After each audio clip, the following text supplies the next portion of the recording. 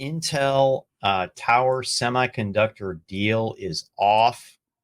What's next? What does it mean, Dan? When Is you Intel just done? Are they toast, or is this just whatever? when you pat yourself on the back, is that like that's some sort of like The double pat pat. entendre? Like patting his pat on the Yeah, pat? yeah, Okay. pretty much. Yeah. I got a Matt. You got a Pat and Matt.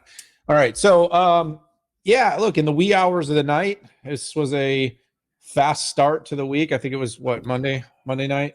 Um, it was the release came out and yep, deal is off.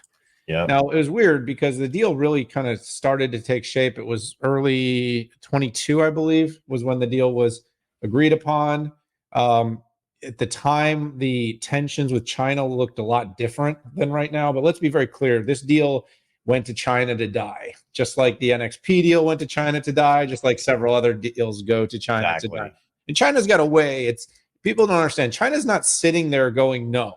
They don't actually they've got a really great way of kind of making these deals linger forever until they end up costing the companies lots of money or they become just obviously and apparent that they will not get done. And this is what happened here. I think when Pat Gelsinger, I had some people back channeled me, some press media. I talked to Bloomberg about this and some others, and they asked me about like, how did he ever think this deal was going to get done? And at the time when the deal was being agreed upon, our relationship with China looked different.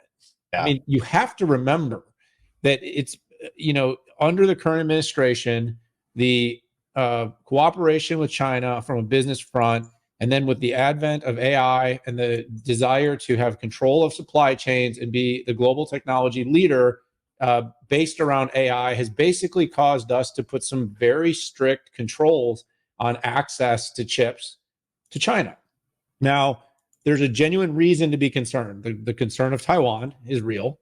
The concern of global technology leadership is real. The concerns about stealing, copying, and infringing upon designs is real. These are all things that we do genuinely need to worry about. But we've basically cut China off from the process technology, most specifically EUV and the ASML machines that they need to move from 7 nanometer to the next process nodes. And by doing this, we've basically cut China off from being able to compete at the leading edge, and most specifically in AI. This has national security implications. This has technology leadership implications. And of course, this makes it hard for China to build an economy that's going to compete with the U.S. and its allies. This is what it is. Now, this is in its own sense, Pat. It's a microaggression, and you could argue it's kind of a form of a non-violent war that we're fighting right now to be the most powerful alliance in the world. And so China has little ways. It can't, obviously we can go to actual war, but I think nobody really wants that. There is a sort of I don't know if you call it almost a Stockholm syndrome type of relationship between our two countries. We need that. We need their consumers. You see over the last several weeks, I mean, we didn't talk about this much with the Lenovo and Cisco thing, but China's economy is down. China's economy is down. And when China's economy is down is we don't sell as much stuff. Things that are produced by U.S. companies are often sold, they often have mid double-digit market share of sales of many of our devices and products. And so right now we're not selling a lot of stuff. So I realize I didn't talk a lot about Tower, Pat, but I'm going to leave some of that for you. But there was all kinds of opportunities for Intel to become full service. Tower was going to short circuit this opportunity. There is still an opportunity for the company to partner. I think you said something provocative about Global Foundries, and I'll leave that to you. I think the truth be told, though, many of these analog processes and these higher nanometer process nodes have taken many years to develop. They're highly specialized. There are very few companies in the world that can do them. And by the way, a lot of our shortages were in these processes, not in some of our leading edge processes. And I don't think people fully appreciate that. But TSMC has a very, very full repertoire. And now Intel is going to have to figure out how to fill that gap, or it's going to have to partner. But that was the biggest sting of this deal not going through. But it was doomed from the day we probably enacted our first chip control several months back in China. Yeah, good stuff, Dan. I'm going to give a little bit of background on Intel's manufacturing strategy and talk about how Tower was supposed to fit in, and then talk about a little bit about the go forward plan. So, back in March of 2021, I had a really good conversation with Pat Gelsinger when he came back. Literally, Gelsinger came back in February of 21, and there was a lot of questions about its strategy. And Pat wasted no time basically saying, no, we are IDM 2.0. This is what we're doing. 2 months after he took the helm. And if you remember, IDM 2.0, by the way, IDM is Integrated Device Manufacturer.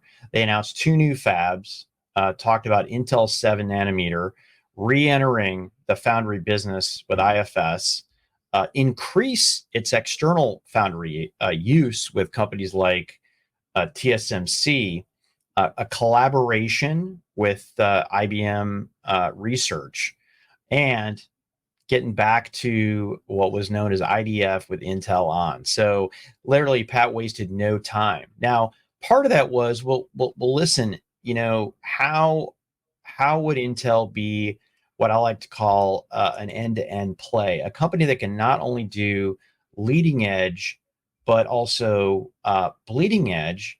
But if you look at the different product areas, analog, I mean, Tower Semiconductors sign off is where analog and value meet. Okay.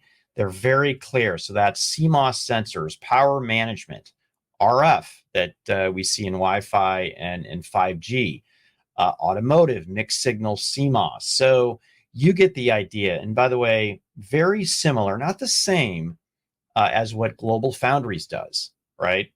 Now, Tower is a very small company. I think they did $300 million in the latest quarter. So what that means is the Global Foundries is probably about 5 times bigger than them. So this was really a, hey, Intel is going to put some water on this, some fertilizer, bring them into a secure supply chain for Western Europe and the United States. It's your one-stop shop. And like you noted, TSMC is also a one-stop foundry shop. So what does this mean? Does this mean that Intel is out and can't be end to end?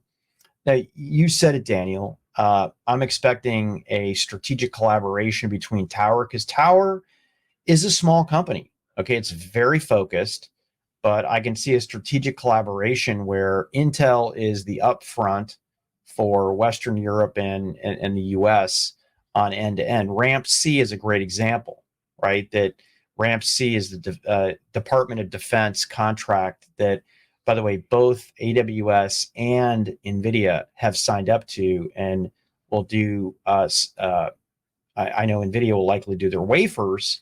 AWS will probably do their packaging in there, but that's how that would work. And you would bring Tower in under that RAMP C as they're an Israeli, not an American company. So you get the idea. And I brought this up with some folks at Intel. I mean, this strategic engagements are great, but you're margin sharing, right?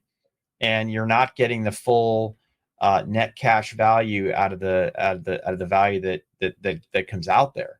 But now the other side of the mouth, I'll say, Intel has struck a lot of financing deals to finance their $200 billion in capex with third parties. So maybe this would be a good thing. I don't think it's as good of a good thing, but I think nonetheless it's better to have Intel and Tower doing stuff together for not only Tower's and Intel's sake, for US and Western Europe.